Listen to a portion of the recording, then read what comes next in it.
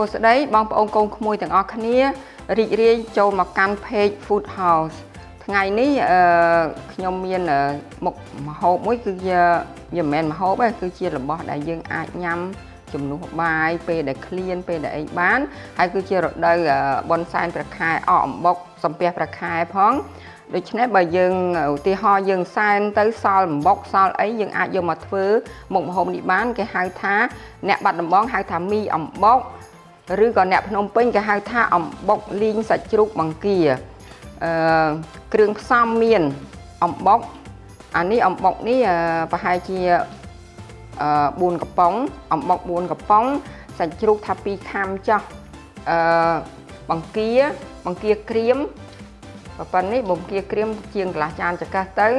ស្ករយកស្ករអំពៅស្ករធម្មជាតិហ្នឹងហើយនឹងអំបិលបន្តិច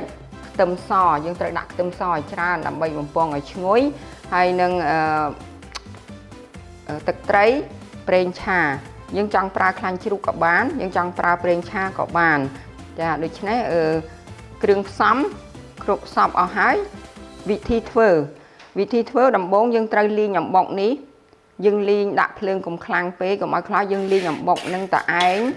លីងនឹងខ្ទះតែយើងមិនត្រូវដាក់ច្រើនពេកដាក់ល្មមដើម្បីឲ្យអំបុកនឹងវាពងបានល្អដូច្នេះលីងហើយទុកមកដប់យើងចាក់ដាក់ថាសទុកមួយឡែកទៅសាច់ជ្រូកយើងហាន់តូចបានហើយតូចប្រហែលជាធំជាងអំបុក2ដងប៉ុណ្្នឹងឯងតូចទៅ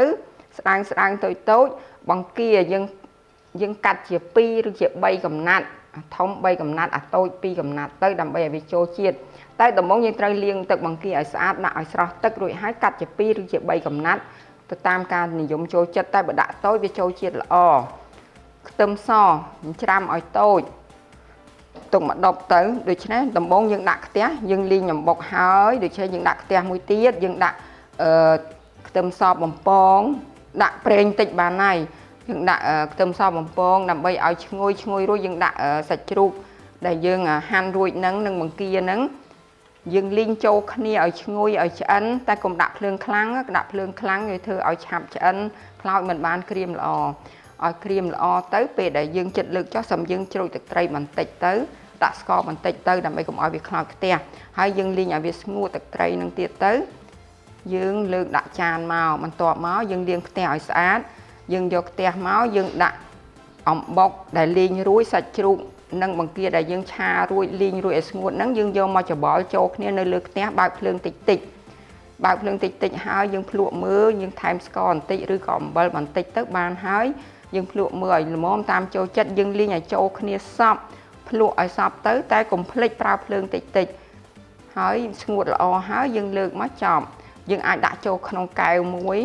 កែវបិទចិត្តយើងអាចទុកបានរយៈពេលយូរមួយខែអីណោះ 4-5 អាទិត្យយើងចង់យូរទៀតយើងអាចដាក់ក្នុងកែវគ្របបិទចិត្តយើងអាចទុកក្នុងទូត្រជាក់បានតែបើយើងដាក់នៅខាងក្រៅក៏បានដែរយើងអាចទុកបាន 5-6 អាទិត្យញ៉ាំណាពេលដែលយើងលីងបានស្ងួតល្អអញ្ចឹងឥឡូវបងប្អូនកូនក្មួយទាំងអស់គ្នាយើងទៅធ្វើទាំងអស់គ្នាណាដើម្បីមើលឃើញការអនុវត្តទើបយើងដឹងយើងរៀនធ្វើទាំងអស់គ្នាពីព្រោះយើងសម្បូរមកខែនេះអញ្ចឹងតោះយើងនាំគ្នាទៅធ្វើ